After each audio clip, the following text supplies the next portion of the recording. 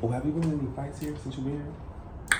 I was only in one when somebody tried stealing my purse. Oh, that's good. That's a good reason. Yeah. It was very, very justified. Very justified. Very justified. Right? I like my fights justified. I like my fight. No shirt. That's a shirt. I like my fights justified as well.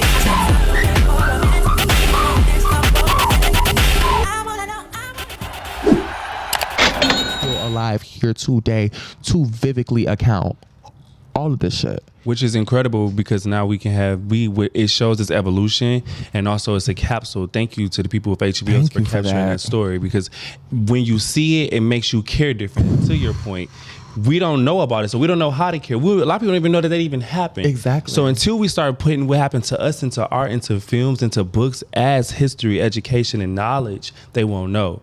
So that's why I have you here, because you're a new girl, and I want to know, how are the girls treating you coming into this scene, being from a different state, coming into the ballroom scene, and you want to Vogue too? How have you been embraced by the older, legendary, iconic femme queen performers? I feel like at first they weren't very accepting of me. I've always been kind of open about that because of like open. I'm a very open person. Like, and I feel like some people like take offense to that or kind of like feel jaded about that, when I feel like you should actually like respect that I'm open and honest about my experiences and how I feel as compared to lying and faking it with you. And so I'm not no fake ass bitch. I'm a Scorpio. I can't do that.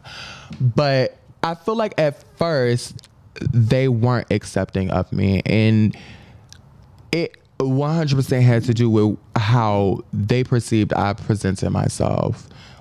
But as I always state, like, bitch, if a bitch is 8 months into her transition at 23, what the fuck you want her to look like? So specifically, what it was the thing with you and Jasmine? What was that about? Jasmine Prodigy. I feel like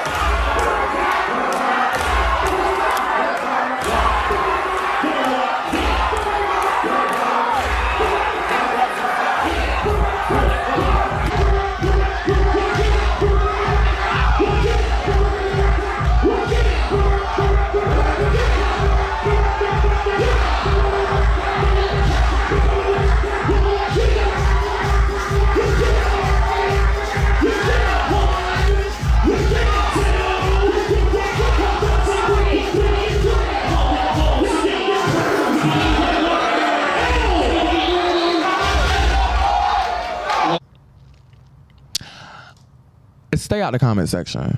That's always like my biggest takeaway from that. Like, I feel like politics is always going to happen, right? Mm-hmm.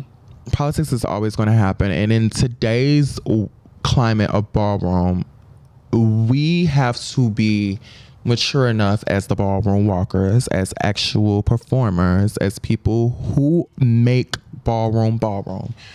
We have to take it upon ourselves to not engage with spectators who really don't know what the fuck they're talking about. Ooh. Or who may know what the fuck they're talking about. But at the end of the day, these are spectators. These are fans. These are blank profiles. These are at names. As a grain of salt is what you're saying. You have to take everything with a grain of salt. So when I go, I'll look at a comment section, but I don't deep dive in comment sections a lot of time. And respectfully, Latex was one of those ones where I really felt bad. And it's crazy, like, when I tell people that everybody loved like how I performed at Latex, but I left Latex feeling bad about my performance. Why? Because one, I lost. And it gave like, when... Imagine you carrying, right? I'm pretty sure it's happened to you. No shade. I feel like every performer can attest that this has happened to them. Like, imagine you carrying. Mm-hmm. I'm talking for Doom, and like, even when you having those moments where you getting into the crowd while you carrying, they're looking at you and they into it with you, and then you go up against the panel and they give 1 the other bitch, 2 the other bitch, 3 the other bitch, 4 the other bitch, 5 the other bitch, 6 the other bitch, and you just knew you carried. So I'm gonna get this to you as a legend. I'm gonna get this to you as a legend. Understand this about performance. some nights you did carry. Right. You did carry that night. And it's a lot of nights it's not about the win. Some nights you'll lose due to politics, due to a bitch can't take you, due to whatever the case may be. But know that you still won that night. Because I'm gonna have you know that night at the Latex, that's when I seen you. I heard that you was $1,000 winner for performance before the Latex, but I didn't see it, so I didn't really care. Right. But that I didn't know you lost the Latex. All I know is you fucking carry. So the nights that you feel like you carry and the crowd said that you carry. Y'all keep the key on that $1,000 bitch around the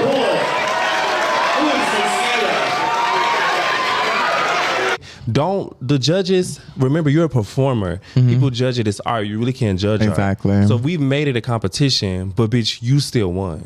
I feel like after Latex, that's when I started getting that mindset. You have to. But like for like those first few days, I felt, and especially like I always say I'll never forget this. I was where I was when I said she's wild as fuck or whatever. I was literally people when I tell you I hate when a bitch too sloppy. Yeah, no shade.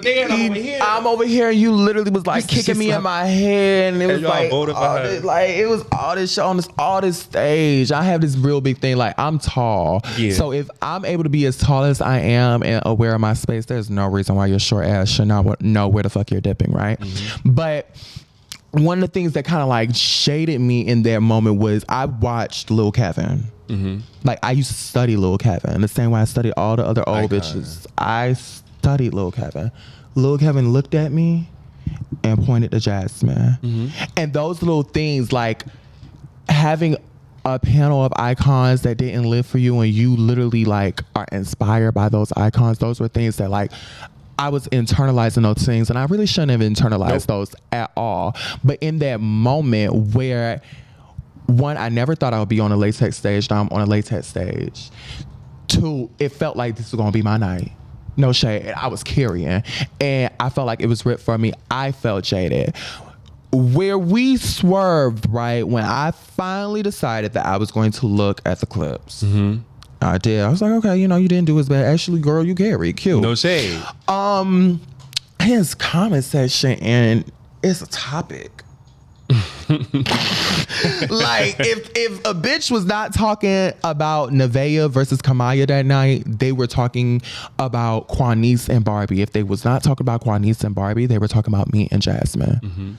Those were the highlights of that night. Yeah, absolutely. And within that, Jasmine had went on some crazy ass rant about how my big ass was kicking on her, and like she had like said about how I looked like a man. It was like all this kind of shit, and that's what was in the comment section. So I'm not even the type of person to address that, because as I always say, like what the fuck are we beefing about? We're dancing. And where did the name call? Like we're dancing, so there's nothing for me to even get into an argument or anything with you. You ain't fuck my man. I didn't slap your mama. So like, there's nothing for us to argue about. I'ma just wait till I see you on the floor. Next time I see her on the floor, it was OTA. I stormed her LSS, and that was that. Oh, good. Very good. Like, I love that you handled that on the floor. That's how I handle stuff. Like, there's no reason for me to even imaginary smoke. She said it's up. Well, no, like, and I'm put very it on much the so, floor. like, and everybody knows, like, I love handling shit on the floor. No shade. Like, I will literally get out there and dance with anybody, and I would want anybody to come out there and dance with me, because like that's what it's for. At the end of the day, I also look at performance. Just because we're both bad bitches in the same category doesn't mean that we don't have to like each other, and doesn't mean that we have to fight. Yeah. Every time that we battle on the floor, it doesn't necessarily have to be how I look at it. This is me, and it could be because I'm an artist, and it could be because like I just had this old school mindset or whatever. But just because I'm battling you on the floor all the time, that doesn't necessarily mean I'm battling for grand prize. I'm actually dancing with you to give the community a moment. That's beautiful. Femme Queen performance is it's way bigger than a fucking break the tie or a trophy or some money. It's actually like, I was inspired watching Femme Queens dance. So I know especially the place that I'm in now, I know that there are people who watch me and they are inspired to be themselves by watching me dance, by watching me vogue. And that's one way of thinking, and that's beautiful for you. But understand, this is a competition. Yeah, it's a competition to people. It's two ways to go about that. And so that's dope. don't get me wrong, there are certain times like, bitch, when Nekia is in Nekia competition mode, bitch, beware. Be ready. Be ready and beware. This is extracurricular at the end of the day. Is it really? Because I want to talk about where you're getting ready to go. Where are you getting ready to go? I'm going to Is it London, really? Yes. Yes. And where are you going to London I'm going for? to London. I'm going to London. You're going to go overseas. Is this your first time out of the country? First time. You're going to a whole entire another continent. And I'm doing what I love. I'm Which doing what I is? love, which is teaching people about ballroom, and it's also going to be acting. They did the first installation of Sundance Kiki, which taught people who may not know about ballroom, but also like the social aspects of ballroom and what people deal with socially in ballroom. That next year, those people from London actually came to the U.S. And we put together a project together here in the U.S. at HMI. Shout out to HMI. Shout out to HMI. So this year, they're taking us over there. So now we get to go to their home at their big, huge theater, because they're like, Young Vic Theater is like the Broadway of London. So we get to go to their theater and like put on the third installation pretty much of this back and forth between us, where we're pretty much teaching people about ballroom, the social aspects of it. And now they get to like see authentic people from New York who do ballroom coming over to the US, coming over to the UK. So basically, you're basically telling me that you're going to go create history. Yeah. That you're going to be a part of. Missionary work, you know?